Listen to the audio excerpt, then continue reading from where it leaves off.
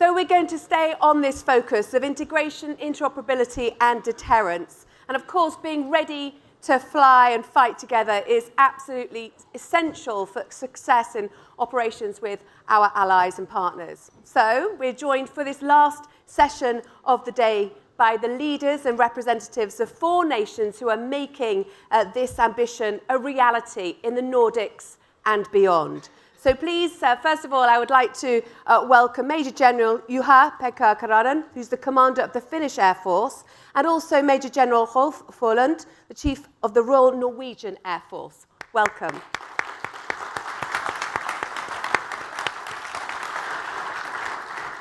So they're both going to give keynotes, and after that, we'll be joined by 2 other Air Chiefs to discuss further some of the issues brought up. So take it away. Okay, good afternoon, everybody, ladies and gentlemen, distinguished colleagues. So it's a great honor to speak to you today at the Global Edge and Space Chief Conference. As a rather new member in NATO, I'm excited to share my perspective in interoperability. But I've heard today lots of interesting questions about our dispersed operations or agile combat deployments, or what is our total defense approach in Finland. So we covered that in our discussions. But I would like to raise up 3 points. Our geopolitics is it what it is. So 2 out of 3 Russian key areas are on our border. So that affects our mentality. We have 1,000 years history about the Russians, and we have had over 30 fights against Russia, and all of them in our own soil. So that affects our mentality against Russia. And for being safe and for being capable to get to fight, we have to disperse. And that is our main topic, how we have done business in all the time since World War II in Finland. And we had a web tag, and luckily that US Air Force captains also discovered that to be capable to defend our air bases in Finland, we have to be based in Finland. And that is the reason that we have to keep our jets also in Finland. So on paper, interoperability should be easy. Just stick to the NATO standards. However, in practice, it's far more complex. Even when connectivity, physiology, TTP are established and challenges remain. And I have experienced this personally during the integration process of the Finnish Air Force's state-of-the-art C2 system in the NATO's integrated air and missile defense system. I have worried about its slow progress, and no matter how hard I push my staff to work more, delays have been inevitable due to different working procedures with my Air Force, the Finnish National Accreditation Bureau, and NATO. Once again, I noticed that the devil lives in the details, and nothing is simple. We airmen are privileged because Air Force standards have been in place for a long time, ever since the radio was installed to aircraft and people understood that real-time coordination was necessary to win battles. However, these procedures were optimized locally for many years, as seen in Finland and Sweden. As stated today, I also think that trust is the basis for everything we do together. Gaining trust is the key for success. For soldiers, this is mainly means educating and training together, or maybe just having a beer together after work. In Finland, we do things simple. We usually important decisions and friendships are made in hot sauna. I would like to share a brief history how Finland and Sweden achieved interoperability and gained trust of the other Nordic countries. The Nordic nations are like-minded, which ensures smooth cooperation between our countries. It is easy for us to talk about each other like Sweden fights for the last Finn, or Finn doesn't speak until he gets a beer in his hand. You may wonder now, our president speaks a lot, but he was born in a Swedish-speaking family. To enhance interoperability, the 5 Nordic nations decided to use English language instead of Swedish in official NORDEFCO meetings. NORDEFCO, which stands for Nordic Defense Cooperation, was established in 2009. In my opinion, its main achievements have been cross-border training, Nordic Air Surveillance Network, and maybe combined camouflage procurement. The first one, cross-border training, was not a task assigned from the top to down. Instead, It was organized at the squadron level between Pudo, Kallax and Rovaniemi back in 2009, while Nordefco work was thus starting. This is a good example of when people trust each other. They find a cost-effective way to cooperate and achieve much better training opportunities. The base for this cooperation was established during the combined training at the Arctic Fighter Meet, a simple training event where we train very young pilots in basic fighter maneuvers and dissimilar air combat with F-16, F-18, Viggen and Gripen. The point was that instructor pilot and replacement pilot got to know each other, and after the training it was easy to connect and cooperate. Finland and Sweden have worked hand in hand since 2000, beginning with the international exercise Aurora Borealis organized by Swedish Air Force. I think that Sweden was more prepared to do its international partnership dating back to the era of Saab Draken, which Jonas, Swedish commander, as a Draken Knight, remember well. The Finnish Air Force advantage was use of the US Navy aircraft, which provided us initial training in the US. However, in the mid-90s, US Navy phraseology and also procedure differed significantly from the US Air Force standards. That was the reason that Squirt Seaman F-15 pilot came to the US Navy and harmonized fighter weapon training in the US Navy. Both our nations had its unique and capable data links, but they were not interoperable. Tactical communication was in Finnish and Swedish languages, and both nations used the metric SI system. Finally, 20 years ago, Finland decided to aim at NATO interoperability, as stated in our white paper in 2004. It mandated to replace the national data link with Link 16, to use imperial units and English language, as well to establish our F-18 readiness unit capable to operate on NATO missions. Sweden came to similar decision at the same time. For Finland and Sweden, this has been like 20 years path to finally be full members in NATO, and we are proud of that. During this trip, we have got lots of assistance from our allies and friends. For Finland, a significant milestone was NATO TAC Eval 2009 in Trollenhagen, together with and help with the German Air Force, and for Sweden, Operational Unified Protector in Italy, when Swedish Gripen operated in Libya. After the Russia occupied Crimea in 2014, Finland and Sweden came even closer and started to develop combined operational plans and participate in each other's national main exercises in dispersed manner. To mention some activities which are clear for our NATO allies, but for our Air Force's integration zone has included training against MiG-21-9s in Laage, participating in exercises like Frisian Flag, Elite, EPA fighter weapon instructor training, Red Flag, and NATO-led operations like our exercises like Strong Resolve already in 2002, when Netherlands organized the Wing Ops and Belgium Air Force provided us ATOs and connectivity to NATO. And since then, Cold Response exercise. I think that at the unit level, interoperability was achieved rather quickly, and both nations once we began training together with other air forces. For Finland, it was a wise decision to start organizing air defense exercises named simply ADEX and host visiting unit training events in Finland. That was a cost-effective tool to oblige the whole Air Force personnel to study NATO standards for being more capable and to host and run exercises. First nations came here to Finland was UK, France, Netherlands, and of course Nordic nations. Later on, first exercise was held in 2003, followed by 2005 and 2008, and the latter actually being part of the Nordic Air Meet exercise leadership, of which rotated between Finland, Norway, and Sweden. This norm exercise was modified to the Arctic Challenge exercise in 2013, since then organized every 2 years.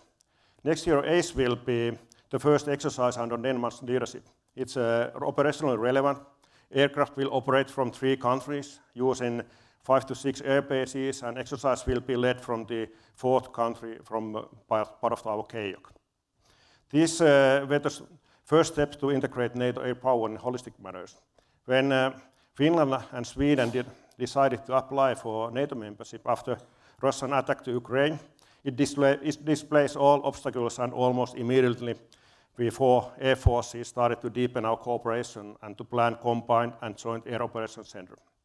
The initial intention was to keep it out of NATO command structure and to have a coalition of willing based on which it could also be used in NATO operations, part of the NATO force structure. Iceland also joined the project, and now all Nordic nations are in the same group.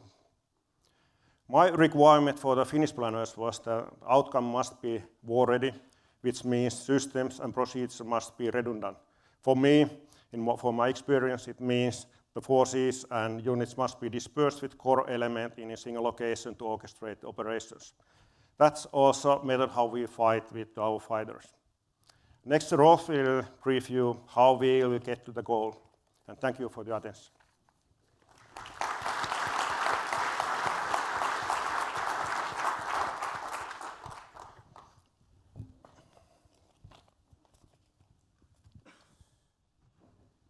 Thanks, JP. Distinguished guests, fellow Air and Space Chiefs, ladies and gentlemen, it's a great honor to be here today and address this excellent conference. And along with JP and the other two Nordic colleagues, I will try to share some of our recent experiences and insights from transformation of our air command and control structures and the lessons we have learned in adapting to the challenges of multi-domain operations with findings from the recent exercise we had earlier this spring as part of Steadfast Defender, Nordic Response, I mean.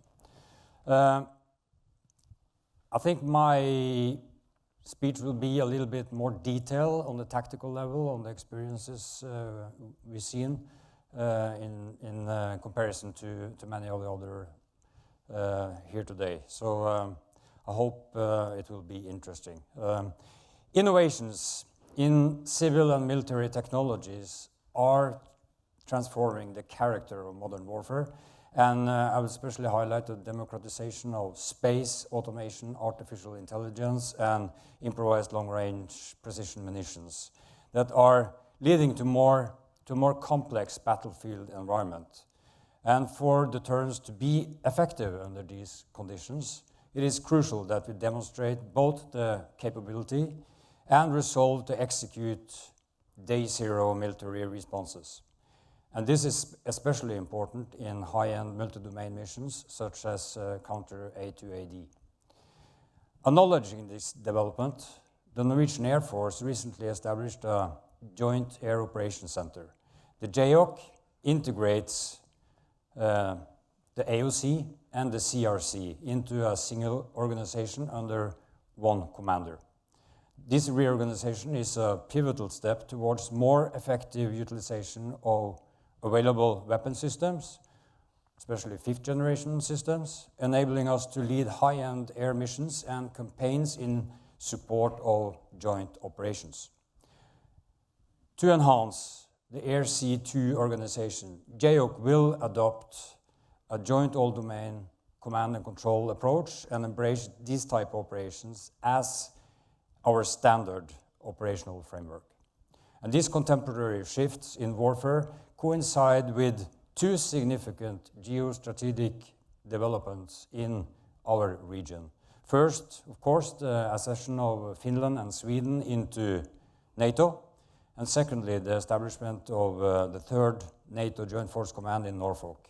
And these changes significantly impact the strategic High North theater, offering new opportunities to strengthen the operational partnership between all the Nordic countries and NATO.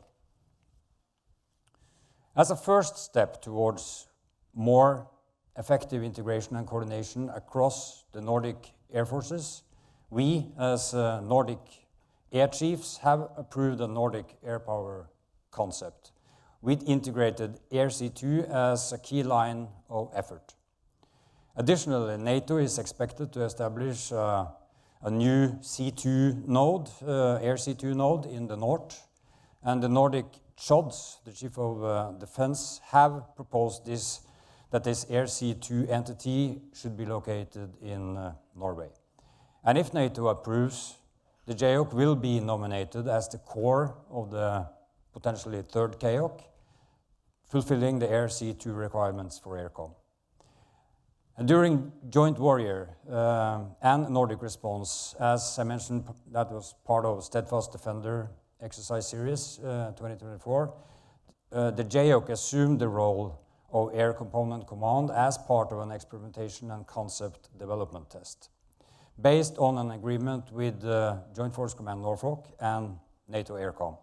Nordic Response was a phase 2 high intensity near-peer conflict exercise, and JAOC, as the Air Component Command, executed the full spectrum of Air C2 responsibilities in a combined dynamic live and CPA command post exercise. This exercise served as a proving ground for JAOC's ability to effectively plan, lead, and execute high-end missions and campaigns from the operational to the tactical level of command. JAOC was supplemented with personnel from, of course, the other Nordic countries, along with personnel from the United Kingdom, United States, and NATO, as well as liaison officers from the other components. JAOC and the Norwegian Air C2 process are based on NATO doctrines, but the organization is adapted to national requirements and constraints. In practice, JAOC is the Norwegian JFAC, and due to the current national constraints and after the establishment of the JAOC, that was 1st of January last year, we are located on 2 different locations. So the CRC is in one hardened facility and the AOC in another one. So we had to do planning and execution of the air tasking cycle had to be splitted between 2 geographically locations during the exercise. Split or distributed command and control may result in a more resilient Air C2 construct.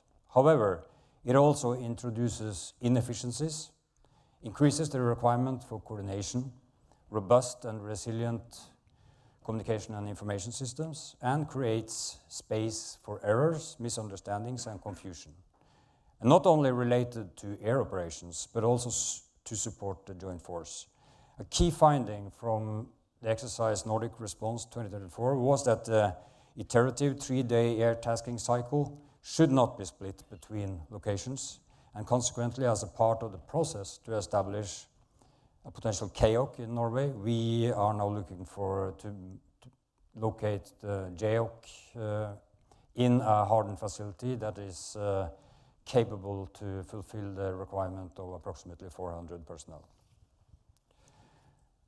JAOC, as an ACC, was the supported commander for most of Nordic Response. 9 days I was the supported commander. And planning and executing a series of high-end missions with participation from all domains in the joint force.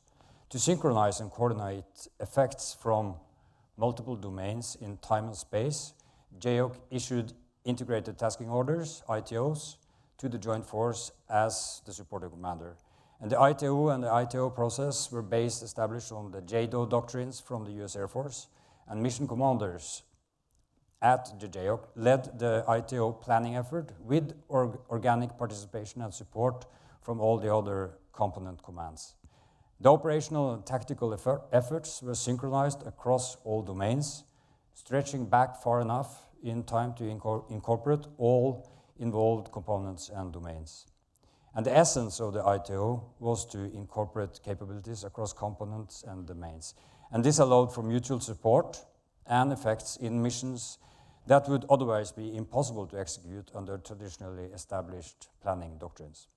The ITO acted upon during Nordic Response contained pre-planned military response options, simulating a synchronized timeline to achieve effective synergy across all relevant domains.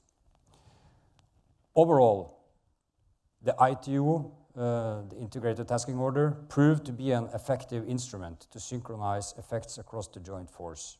Some capabilities were notional, like the Joint Strike Missile, but the C2 processes and relationships were realistic and played out completely, both in planning and execution.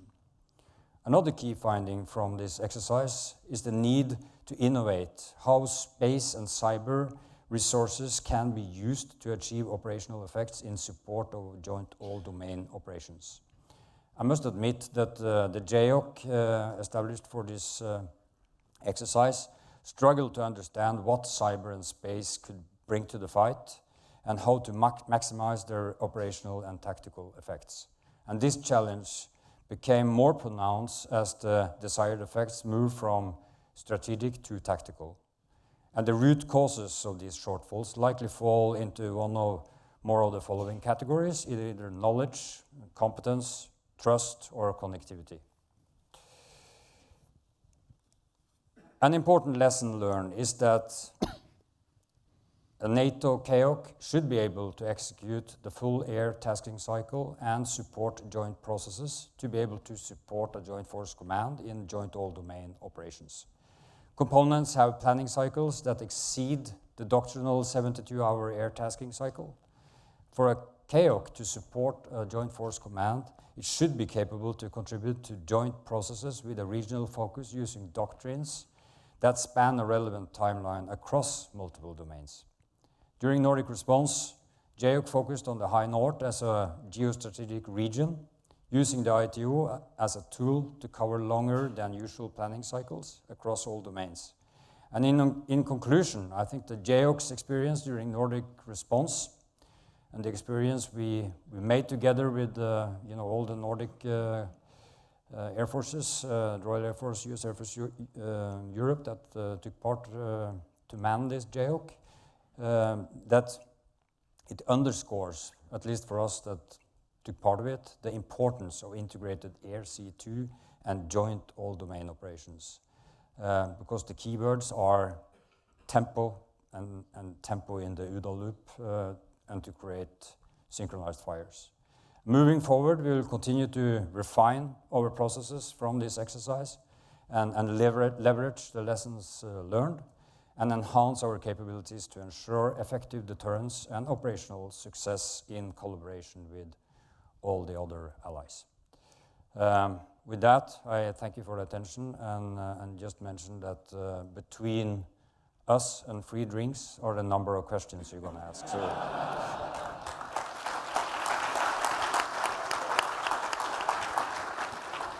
Glad you pointed that out. Thank you very much for those two keynotes. And I'd also like to welcome onto the stage Major General Jonas Wigman, Commander of the Swedish Air Force, and Brigadier General Henrik Nielsen, Deputy Chief of the Royal Danish Air Force. Welcome to you both. Thank you.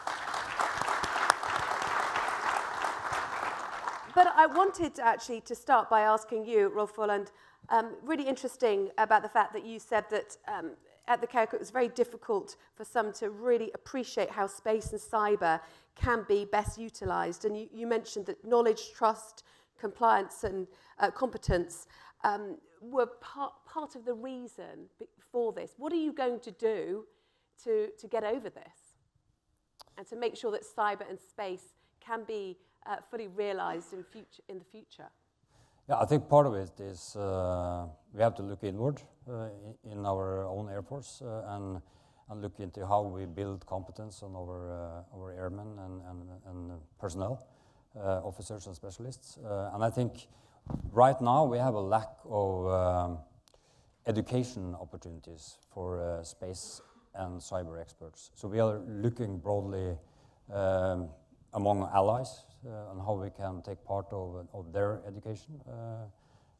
We have been lucky to send people to the US Air Command Staff College, for example, to get some space expertise there. And I think also the US Space Command is setting up some kind of space command college in DC. So we're looking for opportunities to build competence. Because in Norway, it's the space domain is not under my command. It's under the intel services. And I think that is also part of the problem because the flow of information out from the intel service is not very open, so we have a hard time getting information about what they're actually doing. So that is a sovereign problem. So clearly, the frustration is shared. Thank you very much. And also, obviously, you mentioned that this exercise, the Nordic response, was as part of the exercise, was taken after the accession of Finland and Sweden. From your point of view, JP Karanen, how different was taking part in that exercise compared to pre-NATO membership days? This was the first time when we had actually planners and doing together. So we collected our planners from the 4 nations to our GASCC. So that was like a new team. But our procedures also are similar. So our products are same what we have done in Finland. So, but mindset was a little bit different. So I don't see it was a big mess for my group, but anyhow, of course, they get to know how to work with the NATO. Some of processes, I'd say we are more advanced in how we proceed. So like when people are planning to ATO, he goes through the whole process with him. So he first the plan, then he execute, and then he have a debriefing and doing like a 3-day shift, and that's kind of recommendation. I would say, okay, that would be how we could improve about our Nordic GASCC processes. So it was vice versa. But something new, that joint aspect was really good. So when we got the naval assets together also, it's really good. So, but under the ROF command, it was easy, I would say. Okay, well, thank you. Well, let me get this perspective from Sweden. Jonas Wickman, how did it proceed differently to before? I think our accession to NATO was actually mid-exercise. Yep. So we got the opportunity to celebrate during the exercise on the different bases and in the GASCC as well. So that was special days. But other than that, I agree with JP on that. We were already, we were on track already, hoping for a membership. And but other than that, the exercise or operations would be carried out in the same way. We have been cooperating, and been interoperable all the way since way back. So that didn't change the exercise itself. But it certainly created momentum for future cooperation. So we took the exercise, like Rolf mentioned. There is a lot of lessons learned in the exercise, and our people was really eager to learn the lessons to take that forward into our integration process. Okay, well, many thanks. Now, one of the observations that's come through from the audience is that you make ACE look easy. You aced ACE. Is this because of an effective information campaign? If not, what is the secret? So who would like to respond? I can start. I was partly an information campaign. I was on this stage 1 year ago and talking about dispersed operations. That was good, and thank you for having me at that time as well. No, I think, for us, dispersed operations has been, and the AP was talking about it, it's been it might seem like a smart move, but in our situation, like preparing to fight alone that close to our perceived threat for so many years. So I think that's more of a symptom of the situation that our nation faced, and I think that's also when we now take a look at the Swedish Air Force and the Finnish Air Force going into NATO. What do we bring? What kind of Air Force do we bring to NATO? We get that question. So what kind of capabilities do you bring? And I think we bring Air Forces that has been shaped, in our case, through our entire lifetime, 98 years, soon 100, being shaped under the threat and pressure from Russia and from fighting alone. And dispersed operation is one symptom of that. Okay, thank you. I would add on, so there's nothing mystic behind it. So we never get rid of it. So like all of our NATO countries did it during the Cold War. So we have equipment, we have procedures, and we train it regular basis. So that is the main reason it's quite easy. But of course, must remember also, initially it was made inside of Finland. And now it's next step was to inside Sweden and Finland, and now it's in Nordic countries. So we are not capable to deploy far away. What is does is completely like with the United States or in UK. So we are learning now how to deploy far away. So we have system built in our road bases or in civilian airfields. So that's a difference or mindset. Must remember also, yeah. Yeah. And I also think, just want to tell a story, because I think it's to get from not doing ACE to start doing ACE and dispersed operations. You can drive a lot from leadership positions, and you know, my F-35 squadrons at Ørland, August last year, I said, well, I would like to see a Norwegian F-35 on the Finnish highway before Christmas. And in September, the air chief, the wing commander at Ørland, he called me and said, well, we are ready, we have 2 F-35s, we have done the operational risk management, and can you contact your colleague in Finland? And I called JP and I say, hey JP, I have a couple of F-35s ready to land on one of your highways. You think it's doable? Yes, when? He says. So it's easy if you just want it. What, is it easy from the Danish perspective? And how do you approach ACE? Yeah, interesting. So a couple of years ago, we used to do sort of the ACE construct, more or less. I know Norwegians did as well, and Finland and Sweden obviously still do. So our approach to it is, if you look at Denmark, you know, from a geographical point, our ability to disperse forces is limited by geography, right? So we have basically 3-4 bases, all contained in a really small area. So for us, reinventing the agile combat sort of employment ism requires us to be in cooperation with other nations. So I think we are on the way together in this joint community. I think we're on the way to doing this. So we basically tag along, do the same things, prepare our bases as well in order to other people to be able to deploy to our bases. Okay, so I think that's it. Yeah. Rolf Volund, I just wanted to pick up on that point about landing on highways, because of course, because of the very icy, hostile terrain, you have to operate so much differently, don't you, to other forces. To what extent are you employing all sorts of kind of infrastructure to enable this? You mean like special infrastructure for,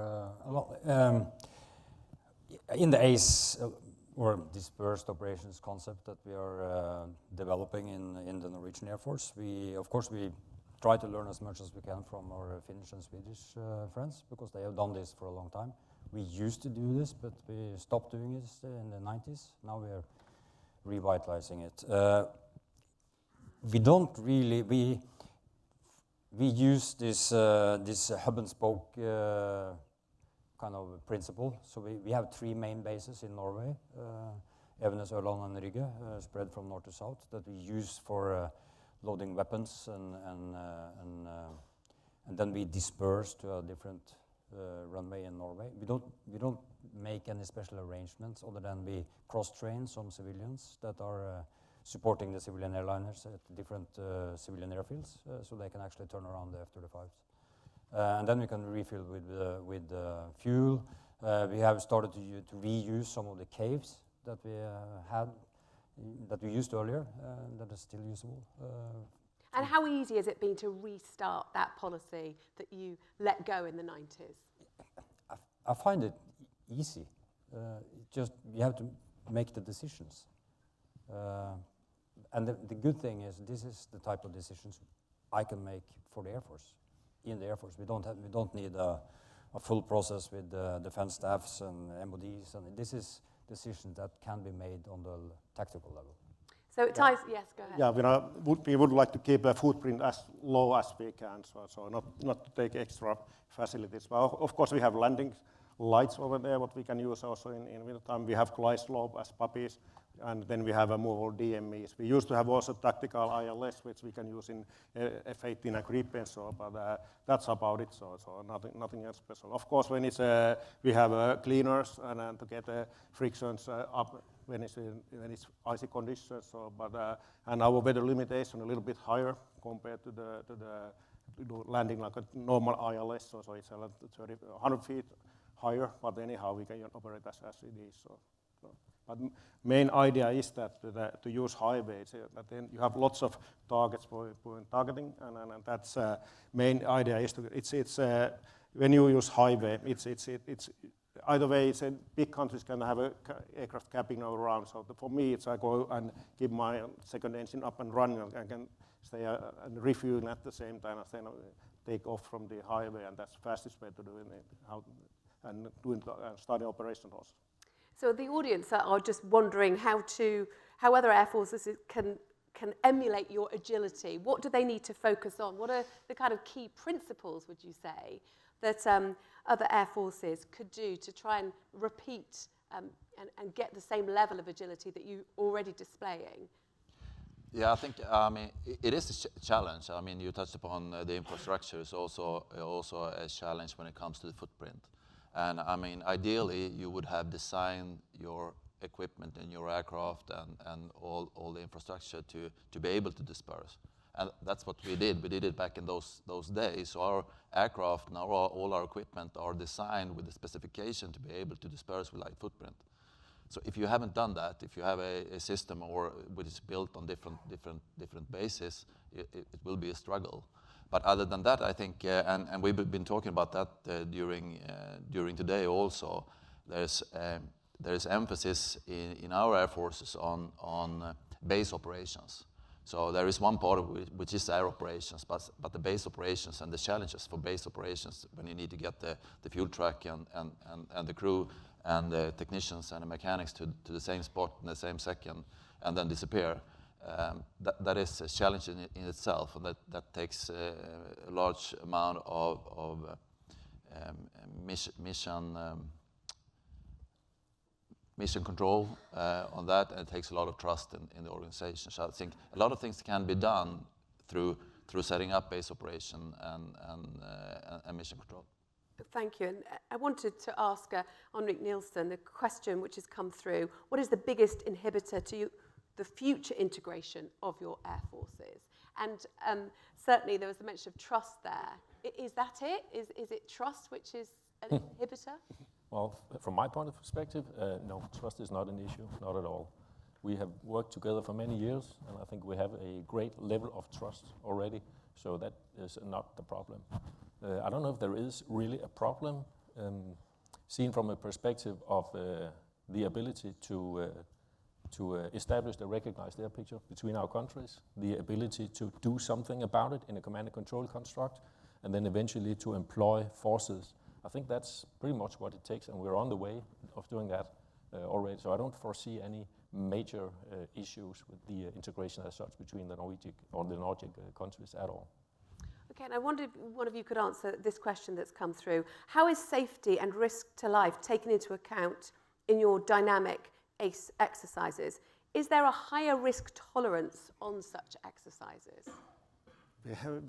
Every exercise we have operational risk management, or we analyze what kind of risk is, and then I can accept all the risks, who is leading the exercise.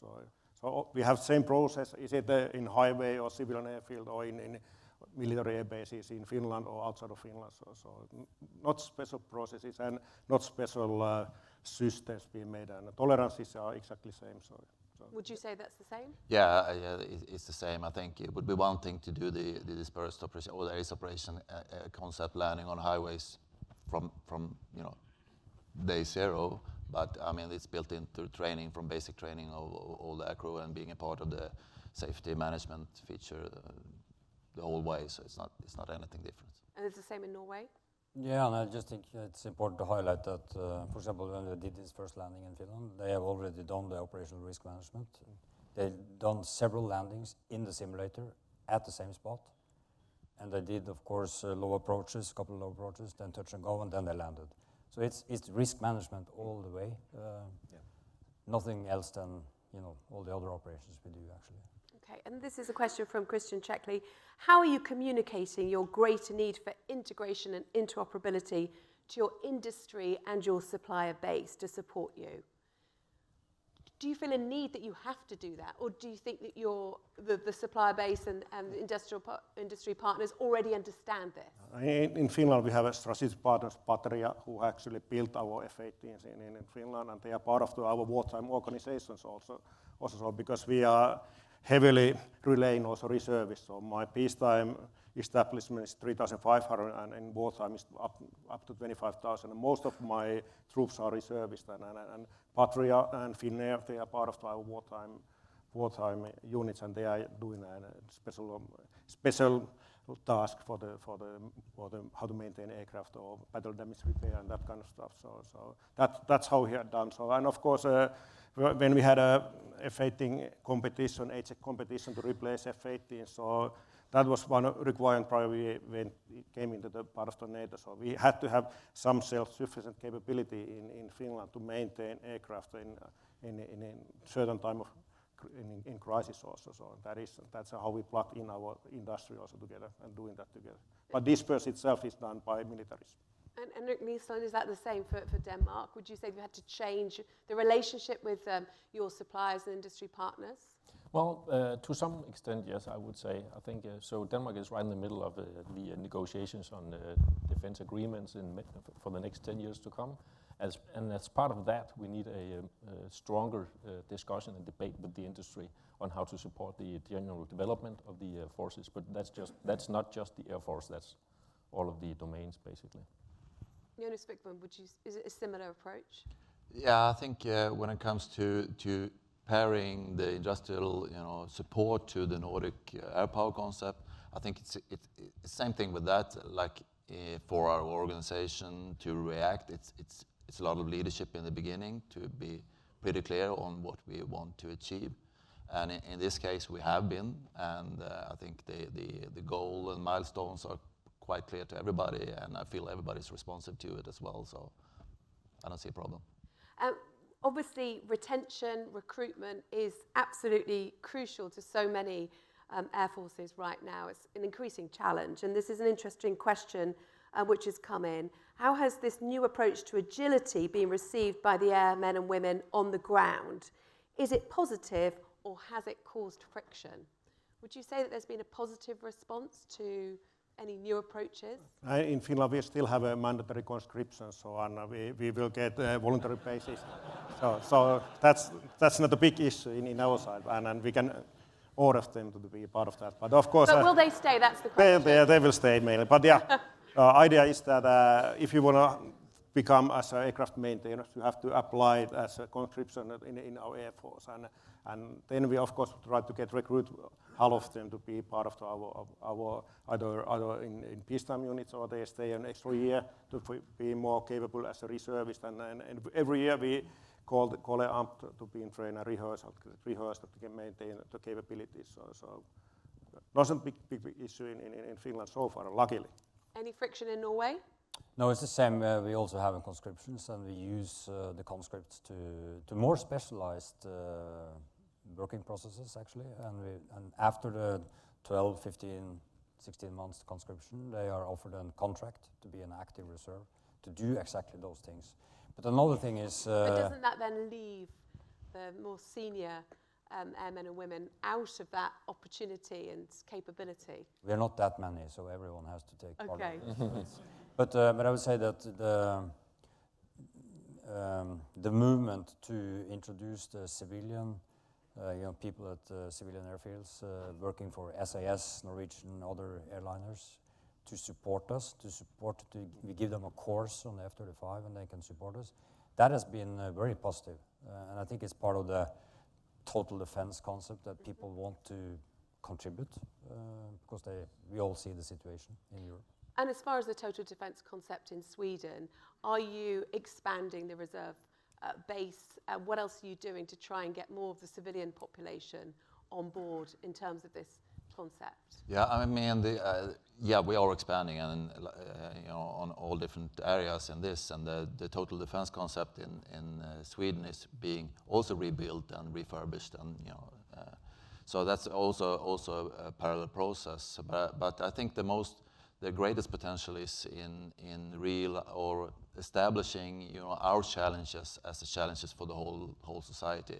It's not about us in the Air Force taking too much, needing more manpower or so. It's about sharing the burden of the security situation. That is what total defense is all about. It's not about them supporting us. It's about us taking the responsibility together, and I see great progress in that. And I see also in Sweden, I mean, it's a special time for us. We have the Nordic concept, but we also have NATO. We are going from a doctrine where we're prepared to fight alone to a doctrine where we are prepared to fight together. it's a huge shift, and I feel a great support for that in the total defense in Sweden and in the Swedish efforts. And of course, Denmark isn't going through this huge shift, but are you still learning from the total defense and total preparedness of, say, Finland and Sweden because of their go-it-alone approach previously? Right. Well, first of all, let me say that from my point of perspective, I think Finland and Sweden is going to bring much more to NATO than we bring to them in some ways of operating, especially the whole agility thing and that we can learn a lot from that.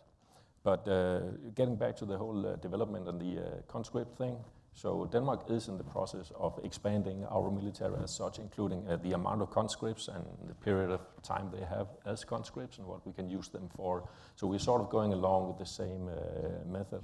And I think that the general issue that we have is not recruiting.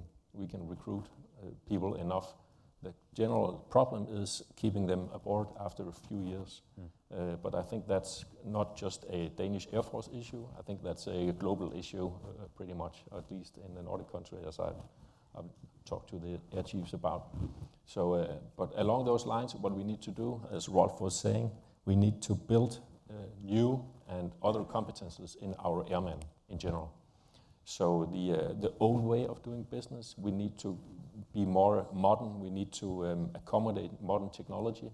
We need to accommodate a new generation of fighting the war in our airmen, in their training and education. And I think that's one of the imperative steps of having them gain enough interest that they will find it more interesting to be in a military that is modern, that is quick, that is facilitating operations in a more pristine way. Interesting question that's come in related to that. What is the key to integrating reserve and regular forces effectively? I know there was mention of SAS pilots, for example, are being brought in. What else are you doing in Norway to try and improve that integration? To integrate... Just so that reserves and regular forces operate more seamlessly. Yeah, what we do is we establish a new, at least from the Air Force perspective, a new contract, so to say, for active reserves. We haven't had that before. That's been something only the Home Guard has been doing previously. And that means that I can have, I can use the personnel 30 days per year. They're on the contract and with agreement with their civilian workplace, and 30 days per year can pretty much take care of the currencies, even for pilots, as long as they are experienced when they leave the Air Force. So we're looking from everything from F-35 pilots down to assistants in the mess hall type of thing, the whole spectrum of active reserves that make it possible for us to search, because we can't, we are not enough people in Norway, so we can't have a big working force in peacetime. It's not enough. Yeah, I was in Arctic frontiers in Tromsø in the high north back in January, and part of the discussion there was the fact that it's the kind of population shift in a way that you do need, because you need the high north to be populated as an actual deterrence as well. Yeah. So to what extent, does the military have to really dovetail even more, would you say, in Norway than other countries to ensure that the whole concept is looked at when it comes to population movement, employment as well in the high north? But as you know, as Henrik mentioned, we all share the problem of keeping people working in the Air Force over years, retention problem, and I've chosen not to fight that. Instead, we try to be flexible, to give some flexibility on how many, like the offshore people have, like maybe you work 2 weeks, long days, then you have a week off. That type of flexibility into how we use the working force, so that people don't have to move to these places far up north where they don't have any family, and it's hard for them to establish their own family because they don't, there are 2 career people in every marriage these days. So it's we try to be a little bit more modern in how we offer. Are you being as modern in Finland? Yeah, it's a similar kind of problems, of course, because most people live in southern Finland. But people who goes to the Rovaniemi, which is our highest air base, so they don't want to leave. So when I stay over there, I would like to rotate them also to my HQ and Air Force Academy. So that's kind of problem. No, I don't want come to the south and coming over there. So, but we, as maintainers, force protection people, we recruit in locally. So that's how they can actually keep it if they are NCO level, so they can stay over there. But as officer, we have mandatory to move on. But we are same flexible. So many people in our community, so like myself. So my house is Tampere and my office is in Tikkakoski, and that's more often because nowadays our wives they may get more money than we get in military wise. So that's kind of problem, of course. Easy decision. Okay, I want to bring in just a thought that has also come from the audience about the way that you've been cooperating. Can the Nordic cooperation framework potentially be extended, do you think, to the Baltic states to further enhance training, interoperability and coordination to deter Russian aggression in the region? What's your take on this, Jonas Wickman? Yeah, I think, I mean, however you set up the different organizations and different corporations, there's always going to be different, I mean, there's several setups and several organizations that we do. And I think I'm going to counter the question by saying sometimes we talk about, so this is the organization, and we have gotten the question before, so is the Nordic cooperation a competitor to NATO or to some other cooperation or collaboration? That's not at all true. I mean, it's all added to each other. So in any way, the cooperation with the Baltic states and on a larger scale in the region is going to be there in some way. Whether or not it's a part of the Nordic airport concept or not, I mean that's going to be but it's not one way or the other in this case.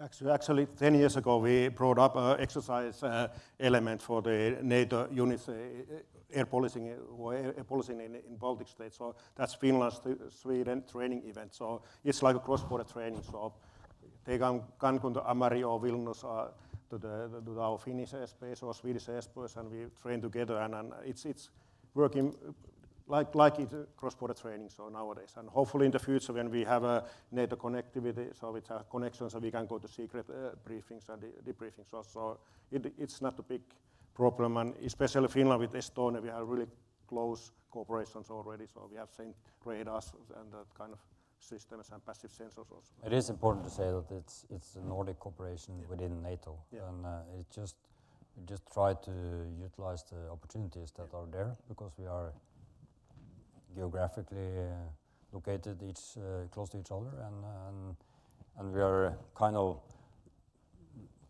long nations, north-south, and not so wide east-west. So it's several opportunities there. Because you create depth and you can create more dilemmas for the adversary. And so, looking at the geographical nature, there's a question from Raymond Lee, Thales UK. Are the Nordic Air Chiefs developing combined concepts of operations for dispersed disruptive employment of autonomous air systems to augment crewed combat air? There could be plenty of locations to achieve surprise on an adversary. Like mentioned, we have built up our CONOPS, but initially it's what we have currently now, and of course what we get in the future, those come into play. So that's my view on that, but you never know. Yeah, I want to use that question to make a point. That is that, I mean, the concept when it comes to dispersed operation and ACE operations and bringing that into host nation support, I mean, the concept we are developing and the base concept that we are using is, of course, not only to be used by the Nordic air forces. I mean, we are very much preparing to be able to host any air force or any assets to our and last year I was offering anyone a parking spot in the middle of the Swedish forest. I mean, you're welcome, and that's what we try to provide. We try to provide a common level of aircraft cross servicing and all other kind of host nation support to enable larger operations with all different kind of assets. It was not a question, but Yeah, it's good. It's good to have that insight. Another question. If you look across the combined capabilities of Nordefco, what are the priority gaps you collectively want to address? So you've talked about the current capabilities that you can do. What can't you do that you want to do more of or in a better way? Okay, but in the future we have 250 fighters. 150 of those are F-35, so as air power we are pretty good in shape. But of course, what comes to the air defense, integrated air and missile defense, so maybe we should have a little bit more about the air defense systems, and maybe we'll see what is future about the unmanned systems, like CCA, what was discussed earlier on, or any kind of unmanned systems. So, and of course, as a four nation, we are quite a rather big player. If we combine our defense budget, maybe in the future we may combine, okay, Finland procures that kind of capabilities, and Denmark those, and Sweden those, and that kind of analysis we haven't done yet, but that has to made in political level also, and that those are the kind of gaps. But of course, in Finland, I don't have any money to procure any air-to-air refuel tankers or AWACS by myself, but with Sweden, we may combine, okay, with the global eye, maybe we get some extra bit all together and so on. Okay, thank you. There's a question. Oh, sorry, do you want to come in? I want to steal that question as well, and you're giving another answer to that. No, I think, it's for us also, and what I'm looking forward to is there's a lot of potential in the cooperation, because the top level of it is of course operating together, but the cooperation is also about basic training. It's about finding ways to train our even conscript level and up. And that's a great potential there to get synergies in all different kind of aspects in building an air force or building an air power that I think will create higher quality with the same cost. So I think that's a great potential. And JP, further to your point that you just made, a question's just come in. Given the fact that you have a limited budget, how do you prioritize where to focus? Where can others, such as the US, learn from your approach?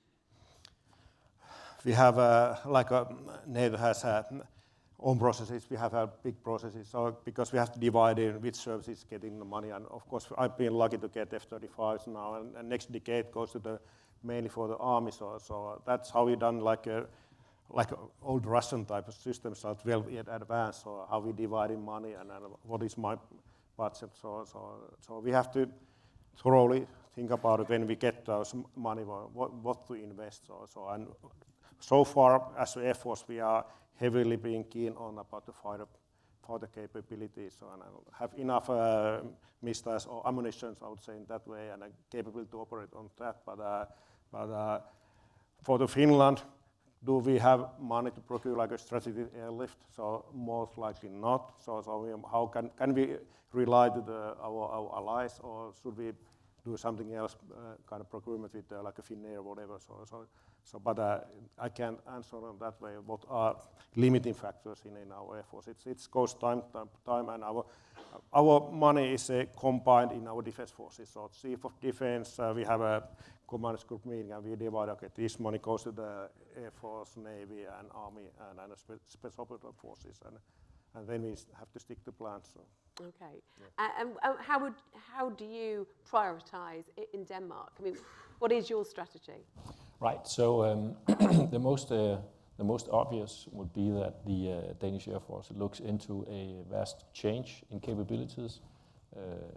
Acquiring missile defense systems is a really big part of it, obviously, and then also ISR capabilities. So drones, long-reach drones.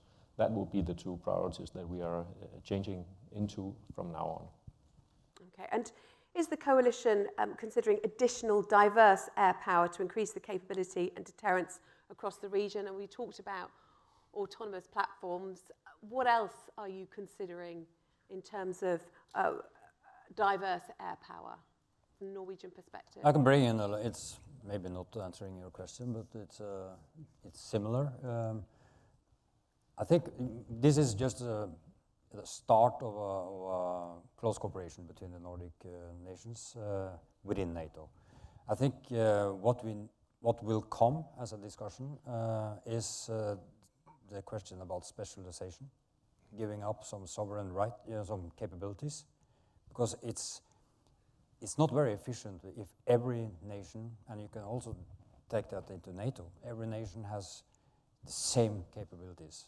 Should some nations be specialized in some sorties, some mission sets, and some other nations doing something else? That is a question that I think we will come to in the near future.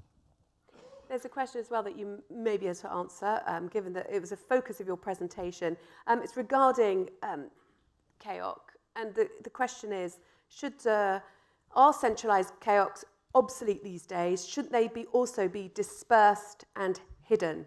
And another question, should the future of KAOCs be virtual KAOCs where all people can be immersed while dispersed? Well, I think it's, this is something that is on the agenda for NATO and AirCom especially. I think, there is a kind of redundancy if you have the CFAC, NATO AirCom, and then you have the KAOCs, and you also have the national AOCs and JFACs that can be tied into this. So there are some kind of distributed abilities and resilience within that concept. The KAOCs should be in a fortified location. I think that's a given right now. And it has been like that, and it should be like that in the future. But as I mentioned in my small speech earlier, that having a KAOC splitted between, like we did during the exercise, where you have the current part, the execution part, and the planning part separated. Was not an optimal organization for this JOC at least, and probably not for a KAOC either. So yes, another question. Does NATO need a back to the future moment with a number of KAOCs and smaller AOCs to enable redundancy? Yeah, I disagree a little bit about what Rolf mentioned. So I'd say in the future it will be like a virtual KAOC. So my AOs, all of our countries' AOs are part of our KAOC.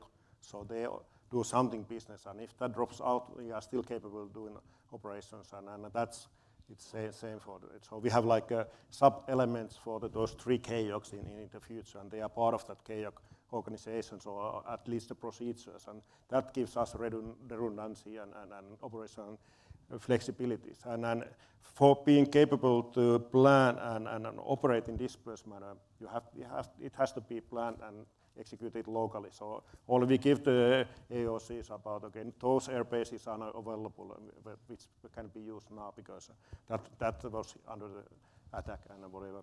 And so that's how we do in Finland in business right now. So my AOC is duplicated already, and they are under CAPE, so in harder facilities. Thank you. But I think it's important to highlight that air power is functional, is not geographical, and the KAOCs as well. They're not supporting one joint force command. They're supporting RC2 for AirCom. So one KAOC can take over for the other KAOC, and there you have the redundancy within the NATO RC2 system. We just have to make sure that the KAOCs are capable of taking over from each other, and also maybe taking over from the CFAC in Ramstein if needed. Okay, thank you. Now let me just, before we stop this session, we've only got a few moments left, just open to any questions on the floor, if there are any coming in. I can't see very well. There's a question just there in the middle towards the back. Thank you. Oh yes, from Chief of the Air Staff. We've definitely got to take your question. Thanks very much, Susanna, and I'm grateful for the opportunity to ask a question, but also want to say publicly thank you to the four of you for agreeing to do this today and really showing the way for us in how to integrate and operate alongside each other. My question was around actually policies and permissions, and particularly rules of engagement, and whether that was a sticking point in developing your models and concepts for interoperability. Jonas Wickman, would you like to take that one first? Yeah, I think we have still have to explore. I mean, the ways to go forward on that. At least from a Swedish perspective, we are still in the legal process to become NATO members. I mean, to all the rules and regulations that goes with that. And I think we have, you know, in our discussion within the Nordic countries and the Nordic setup for the Nordic C2, I think we will find ways to you know, start out with our national authorities and our national, you know, rules, and we can do that without any bigger problems to start out with. Going further down the integration, it would probably be more issues on legal. We have some issues already when it comes to, for example, using fighter controller between us to control aircrafts in each other's territory. I mean, on the political level, they agreed that that has to be solved, and we'll probably run into several of those. But I think we have political support also to be able to do this day zero and in peacetime, and to operate and train together in peacetime. So I think, you know, I'm pretty positive on that. Ulrik Nielsen, do you share the positivity? I most certainly do. I think since this is all not a sole construct outside of NATO, it's a part of NATO as well. So we obey by NATO rules and regulations as well, and SOPs and so on. So I think it's of course I understand the legal issues for new members of NATO that there might be, but I think it's not going to be an issue as such. I think it's you know, like in peacetime you have a coordination, cooperation. In competition time you have a little bit more. It opens up a little bit more on the policies, but in wartime it will be solved. The problem is to convince the politicians that we are actually in competition right now, and that we are not in total peace. You know, we need to actually make some of these policies to be changed. And it's not only like border crossing and diplo clearances and moving weapons across. It's a whole 9 yards of those areas where you have policies that need to be changed. JP Karanen? Yeah, our politicians now, they are favoring NATO quite heavily, so now we are figuring out what kind of policy changes has to be done and so on. And there's lots of unknown for me at least. So how we must develop, how we be better integrated to the NATO. So, and of course that is the good inside the NATO. But we discuss a lot, and we get lots of hints and advices in doing this and don't do that, and that's really good to be part of the members. Well, many thanks. I think that really nicely rounds up the session this afternoon and the day of discussion. But please do give the Nordic Chiefs panel a big round of applause. And I really appreciate your time. Thank you. Thank you. Thank you.